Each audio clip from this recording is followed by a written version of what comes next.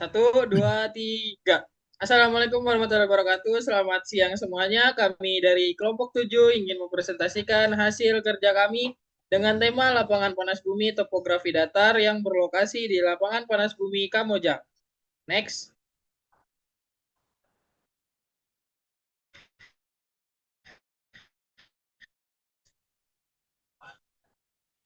Lalu ini outline dari presentasi kami. Yang pertama ada pendahuluan, lokasi, kondisi geologi, pengembangan lapangan, studi khusus, kesimpulan, dan yang terakhir yaitu referensi. Next.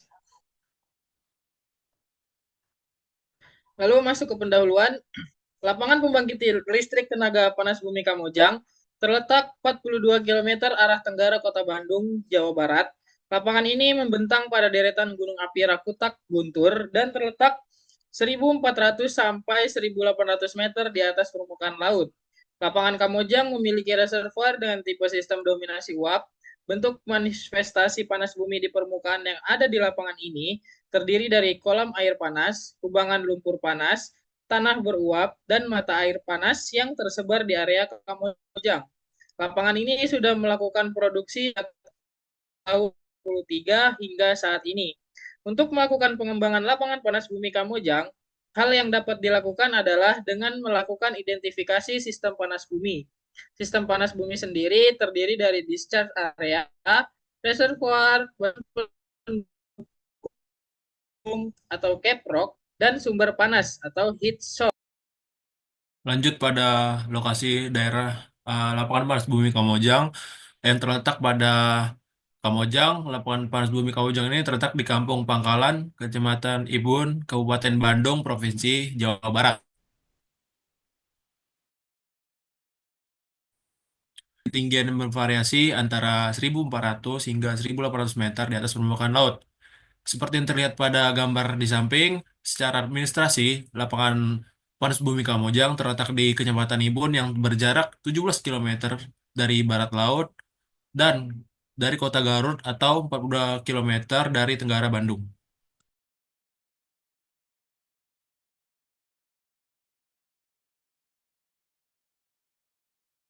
Ya, selanjutnya kondisi geologi.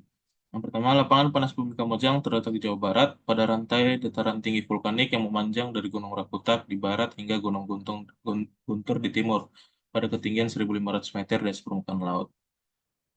Area ini memiliki panjang 15 kilometer dan lebar 4,5 kilometer. Secara geologi, wilayah ini menempati bagian dalam depresi vulkanik berbentuk graben yang dibatasi oleh sesar Kendeng di barat dan sesar Citepus di timur. Dua, secara stratigrafi, formasi batuan di Kamojang terdiri dari berbagai lapisan hasil aktivitas vulkanik yang dimulai dari zaman kuarter. Batuan utama penyusun lapangan panas bumi ini merupakan endapan piroklastik, lava andesitik, dan batuan intrusi yang berfungsi juga sebagai reservoir. Baik dulu, sebagai reservoir dan sumber panas bumi.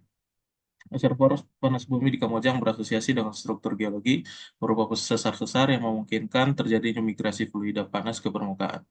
Selanjutnya, struktur geologi yang dominan berupa sesar dengan arah umum barat laut tenggara, barat laut timur laut, dan utara selatan, yang mana ini juga mengontrol permeabilitas reservoir pada panas bumi ini. Kemudian, struktur sesar yang teridentifikasi mempengaruhi distribusi fluida panas bumi yang menghasilkan manifestasi berupa fumarol, mata air panas, dan kolam lumpur. Next.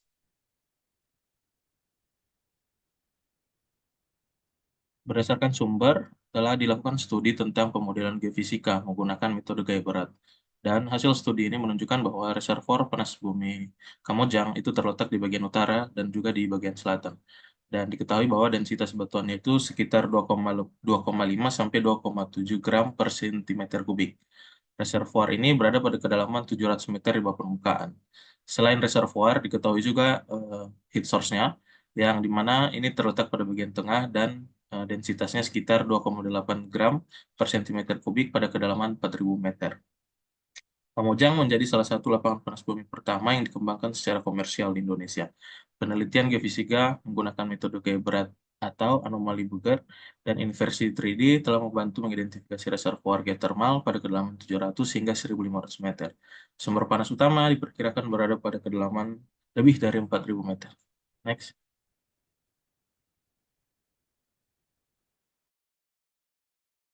Kamojang merupakan lapangan geologi panas bumi pertama di Indonesia. Pada saat ini pemanfaatannya ada dua cara, yaitu secara langsung dengan menggunakan uapnya sebagai pertanian. Kedua, secara tidak langsung dengan membangun PLTP Kamojang yang dikelola oleh PT Pertamina Energi. Pada saat ini sudah terpasang sekitar 235 MW. Diperkirakan lapangan panas bumi Kamojang masih memiliki potensi geotermal yang masih dapat dimanfaatkan secara optimal. Next. Adapun upaya-upaya yang telah dan dapat dilakukan dalam mengembangkan lapangan panas bumi Kamojang. Yang pertama, optimalisasi pada generator PLTP dengan memodifikasi power setter pada unit 5 dan 4. Melakukan investigasi di wilayah sekitar untuk mencari kemungkinan adanya wilayah baru yang dapat dijadikan sumur geotermal baru. Yang ketiga, melakukan monitoring dan evaluasi pada sumur-sumur yang sudah ada. Dan yang terakhir, memanfaatkan steam venting sistem jalur pipa geotermal sebagai sumber energi menggunakan bladeless turbine. Next. Baik, kita masuk ke dalam studi kasus. Yaitu perancangan steam turbin pembangkit listrik tenaga panas bumi di Kamojang unit 6. Tujuan penelitian yaitu yang pertama, mengidentifikasi karakteristik uap panas bumi. Dan kemudian tujuan kedua, menentukan metode pembangkit energi listrik. Kemudian tujuan ketiga yaitu merancang sistem turbin pada lapangan panas bumi. Di sebelah kanan dapat dilihat bahwasannya itu merupakan direct steam plant flow diagram. Next. Oke, ini merupakan diagram alur penelitian. Jadi di sini kita dapat melihat bahwasannya kita akan memulai dari pengumpulan data sumber produksi, kemudian dilanjut pemilihan metode pembangkitan tenaga panas bumi, kemudian analisis heat and mass balance, kemudian perhitungan ukuran utama turbin. Apabila margin error lebih kecil, maka kita akan lanjut, dan apabila margin error lebih besar dari 2%, maka kita akan mengulang hal yang sama dari perhitungan ukuran utama turbin. Kemudian kita lanjut dengan perbandingan hasil perhitungan dengan perhitungan di lokasi yang berbeda, kemudian kesimpulan dan saran, dan selesai. Next. Oke, metode penelitian yang kita lakukan yang pertama yaitu pengumpulan data. Data-data apa saja sih yang dikumpulkan? Yang pertama, uji sampling. Yang kedua, analisis kimia. Dan yang ketiga, mengukur laju aliran massa uap panas bumi untuk mengetahui seberapa banyak massa yang mengalir pada uap per satuan waktu. Kemudian perhitungan efisiensi kerja turbin. Dalam kondisi ideal, kerja turbin maksimum yang dapat dihasilkan yaitu pada kondisi turbin dioperasikan secara adiabatik dan reversibel. Dengan rumus efisiensi isentropis turbin sama dengan entalpi panas bumi masuk turbin dikurang entalpi panas bumi keluar per entalpi panas bumi masuk turbin dikurang entalpi panas bumi keluar turbin. Next. Oke, yang ketiga perhitungan daya yang dihasilkan turbin. Perhitungan daya yang dihasilkan oleh turbin generator dihitung dengan menggunakan rumus daya yang dihasilkan terminal generator sama dengan efisiensi relatif turbin dibagi efisiensi generator dikali dengan daya yang dihasilkan pada steam turbin. Kemudian menurut Shahkin, perhitungan desain dapat dianggap valid apabila margin error kurang dari 2% dan menggunakan rumus dari efisiensi relatif turbin dikurang dengan efisiensi generator dibagi daya yang dihasilkan terminal generator dikali 100%. Next.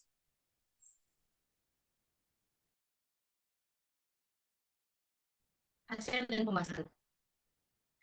Dari hasil pengumpulan data sumber produksi yang diperoleh melalui tes dan analisis kimia oleh PG pada tahun 2009 dapat dilihat pada tabel 1 yaitu komposisi hasil analisis kimia PLTP unit 6 Kamojang, di mana dari hasil analisis tersebut didapat temperatur sebesar 185,7 derajat Celcius yang dimana dikategorikan dalam temperatur sedang.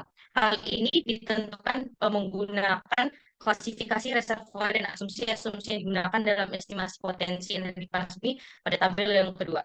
Next. Dari hasil analisis flow rate oleh PGE menunjukkan flow rate steam dan air sebesar 8,5 0,98 kg/s dengan kandungan air hanya 0,02%, ditunjukkan pada tabel 3 tersebut, di mana hasil dari uap panas bumi pada sumur Kamojang 68 ini adalah volumetric dengan 99,98% berupa steam dan sisanya berupa air. Sumur Kamojang 68 ini memiliki kondisi dominan, sehingga metode pembangkit listrik yang digunakan adalah direct steam plants yang mengalirkan uap panas bumi langsung ke generator dan diteruskan ke steam turbine. Next. Dari analisis heat and mass balance masuk pada steam turbine melalui kondisi entalpi 2760 kJ per kg dengan tekanan 6,5 bar dan laju aliran massa 3,8,32 kg/s. Dapat kita lihat pada tabel 4 yang merupakan tabel sifat fluida pada proses turbin uap. Next.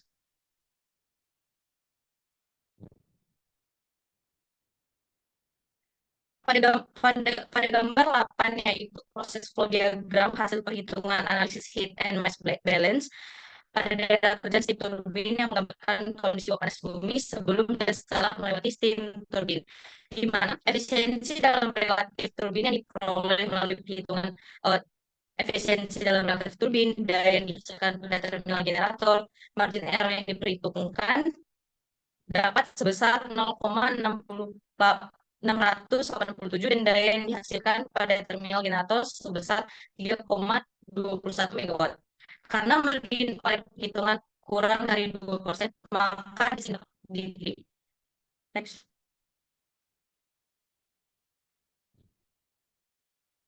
Kesimpulan dari hasil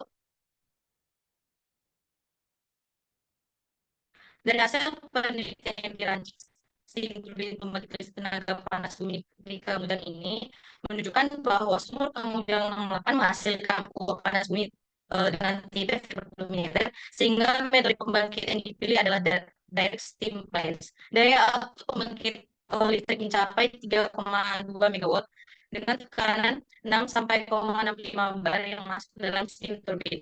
Steam turbin dirancang dengan 7 tingkat dan efisiensi relatif turbin sebesar 0,687.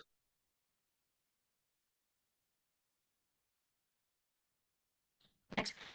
Ini adalah beberapa referensi dan jurnal yang dapat. Next. Berikut adalah tabel kontribusi dari kelompok kami.